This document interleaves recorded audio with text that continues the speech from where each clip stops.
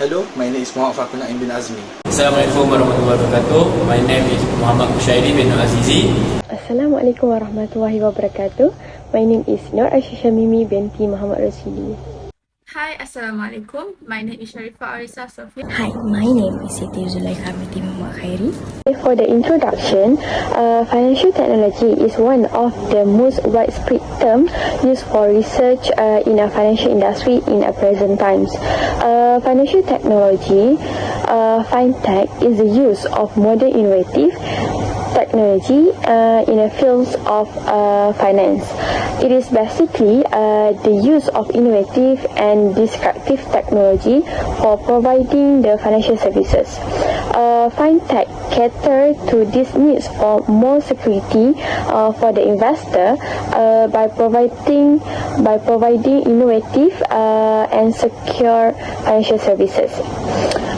Fintech is generally has been involved in some issues and challenges ahead of itself.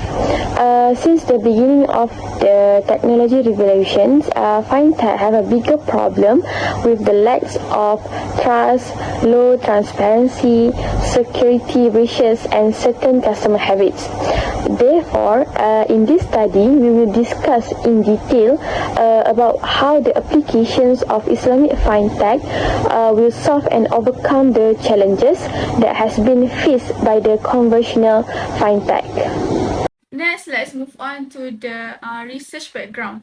In this study, we'll be covered three important topics that has been conducted, which are: first, the fintech based on Makasih Syariah; second, Sharia parameter between fintech and Islamic finance; and last one is the regulation of fintechs.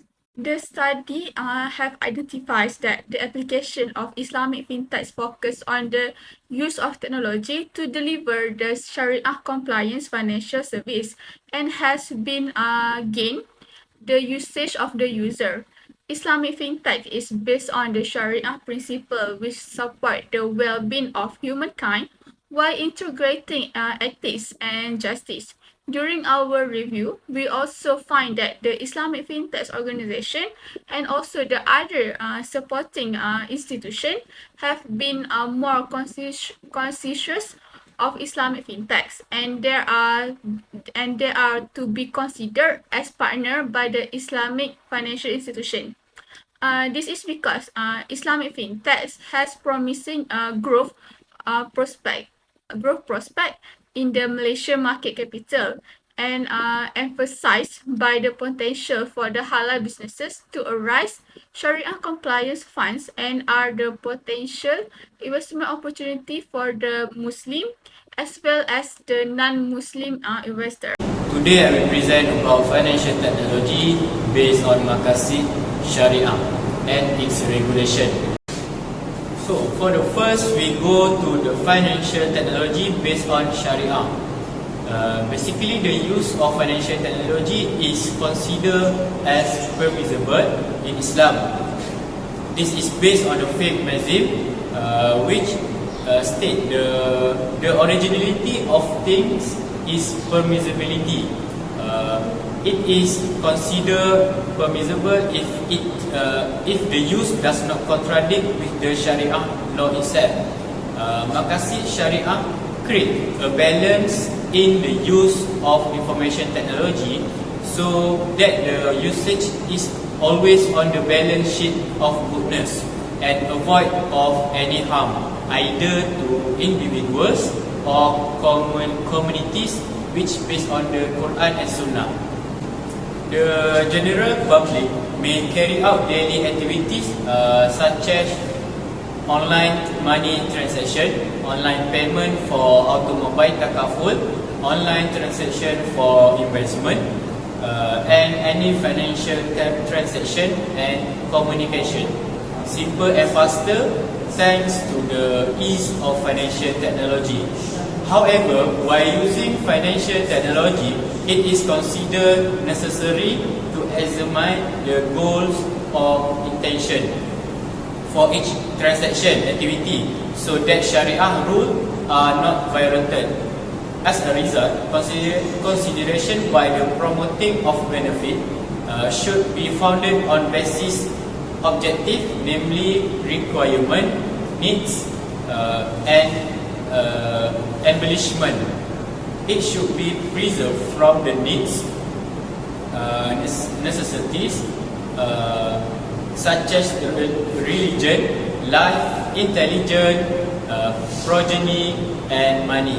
Okay, moving on to the next topic, which is setting up the parameter of Islamic finance.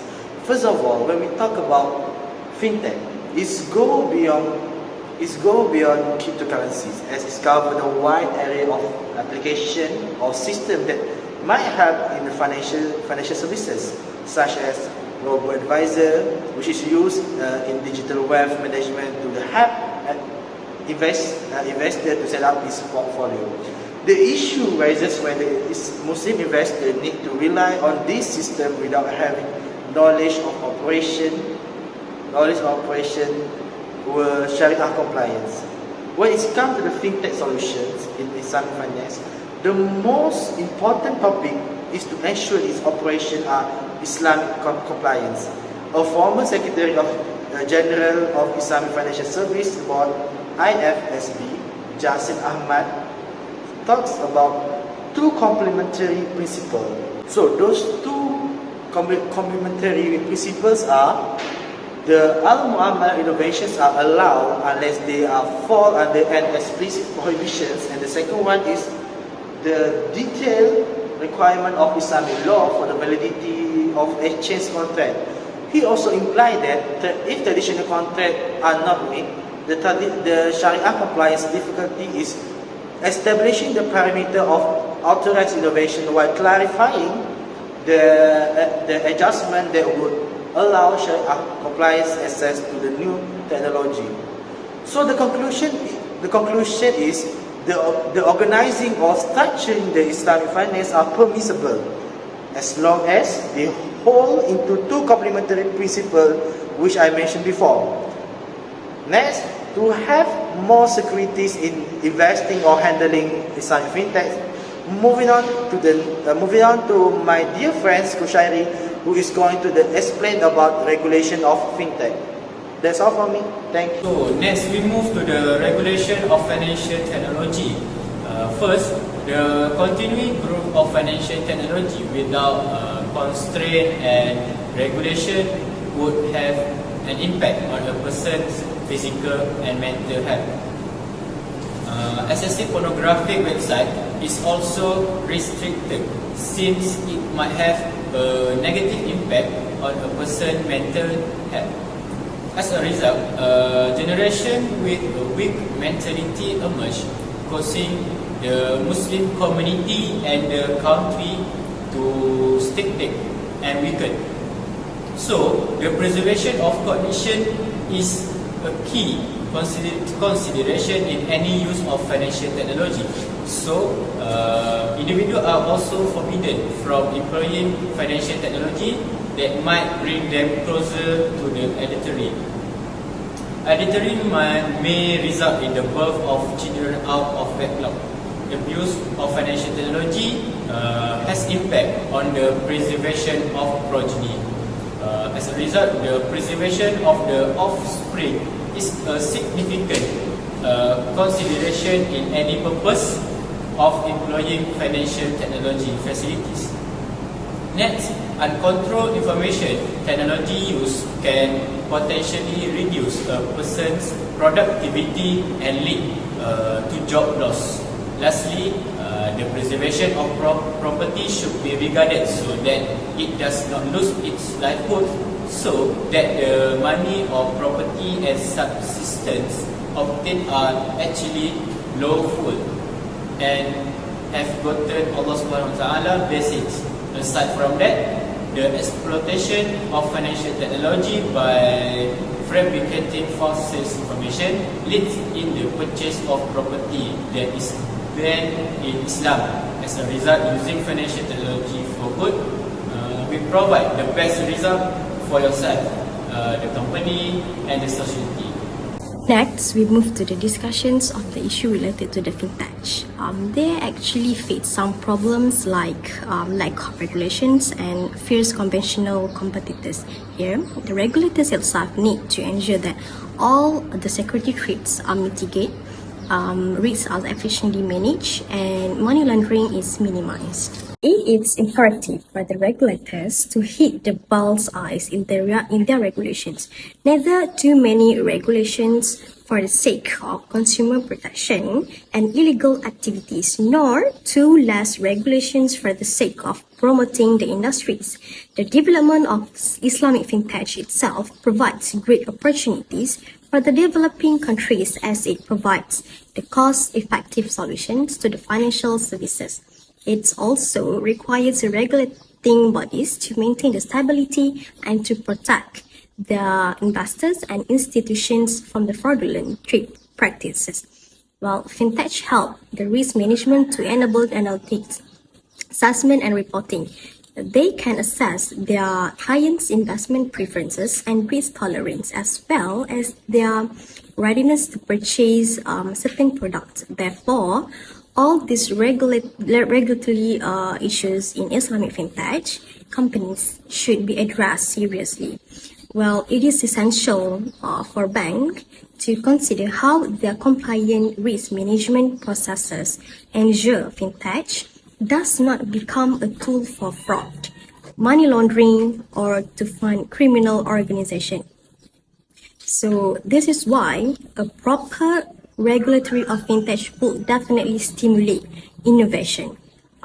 Regulators should play their part and build an effective ecosystem, or otherwise the scenario could be chaotic. Okay, for the conclusion, financial technology, or better known as fintech, is an application that makes it easy for its user to manage its financial online. The existence of fintech is aimed to make the society easier to access financial product, facilitates transaction, and increase financial literacy. Islamic fintech has a potential to disrupt all aspects of industry. It has the potential to mirror the growth of the global fintech ecosystem and improve the Sharia-compliant nature of business and consumer financing. The growth of Islamic fintechs is driven by the government initiative, startup and customers, creating an efficient value chains. Government effort play vital roles in development of Islamic fintech ecosystem. Moreover, there is a demand for the digital technology based on the product offering among Muslim consumers, which are expected to rise in the coming future. In such situations, Islamic financial has a lot of potential to ensure that the Sharia-compliant products are available for the global market, which can improve the competitiveness of the industry and its offering. Growth of the Islamic fintech, however, will require the developments of appropriate Sharia standard by relevant regulatory bodies. In addition, reporting and governance standard applicable to Islamic fintechs that can improve the operation efficiency and transparency of Islamic fintech firm.